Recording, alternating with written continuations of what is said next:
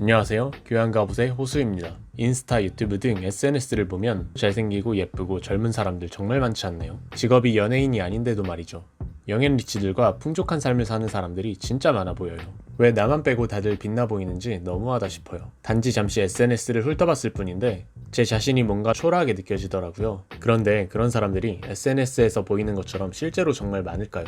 사실은 아주 소수의 사례입니다. 이런 극소수의 사람들을 너무 쉽게 볼 수 있는 미디어 환경이 우리가 현실을 바라보는 기준을 왜곡하고 있어요. 그리고 불필요한 괴로움을 쉽게 만들어냅니다. SNS와 인간 본능의 상호작용이 어떻게 현실 인식을 쉽게 왜곡하는지 알아봅시다. 생존자 편향. 전 영상에서도 설명한 개념이죠. 우리는 소수의 눈에 띄는 주목할 만한 사례에 집중하는 경향이 있어요. 눈에 잘 띄지 않는 평범한 사례는 주목받지 못하고 쉽게 잊히죠.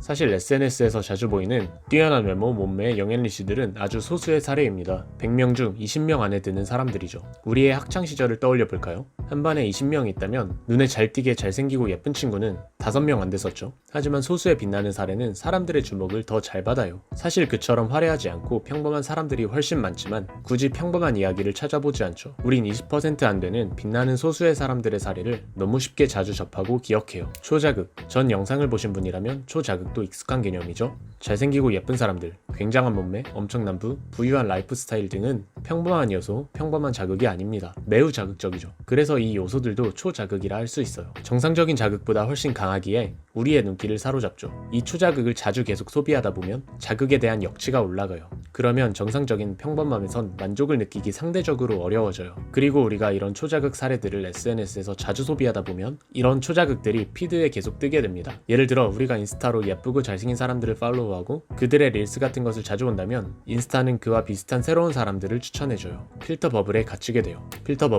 버블은 개인이 선호하는 필터링된 정보만 계속 전달받고 노출되는 걸 말해요. 한번 어떤 콘텐츠를 보면 이와 같은 것들이 알고리즘에 의해 계속 추천되죠. 우리의 유튜브 홈화면을 보면 바로 알 수 있어요. 우리가 사용하고 있는 거대 SNS 회사들에게 가장 중요한 일은 사람들이 오래 머무는 것이에요. 인스타든 유튜브든 이 플랫폼에게 중요한 건 사람들이 최대한 오래 사용하는 것이죠. 많은 사람들이 많은 시간을 사용할수록 플랫폼의 가치는 커집니다. 이를 위해 SNS의 알고리즘이 중요한 역할을 해요. 우린 우리 취향에 잘 맞는 콘텐츠들이 쉽게 자주 보이면 계속 그곳에 머물며 시간을 보내게 됩니다. 내 입맛에 착 달라붙는 색다른 것들을 계속 주는데 안 받아 먹을 수가 없죠.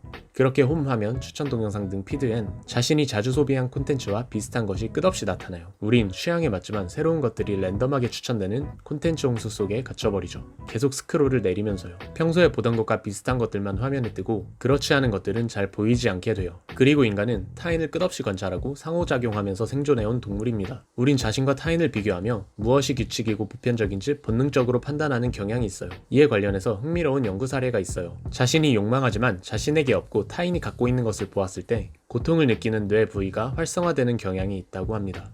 이는 부, 외모, 명성 등에도 적용됩니다. 그리고 우리는 자주 보는 익숙한 것들을 세상의 기본값으로 두게 되는 경향이 있습니다. 그리고 다른 사람들의 기본값도 내 기본값과 똑같다고 착각하게 될 수 있죠. 이렇게 되면 우리 시야가 매우 좁아집니다. 넓은 세계가 있는데 자그마한 곳에 갇혀버리는 겁니다. 무서운 건 눈에 보이지 않는 생각의 감옥에 갇히면 그 감옥을 부수거나 깨기가 정말 어렵다는 것이죠. 타인이 도와주기도 너무나 힘들고요. 발달한 인터넷망 덕분에 타인의 삶을 너무 쉽게 구경할 수 있는 환경이죠. 자신과 남을 비교하기가 쉬운 세상입니다. 우린 이런 상황에서 어떻게 해야 할까요?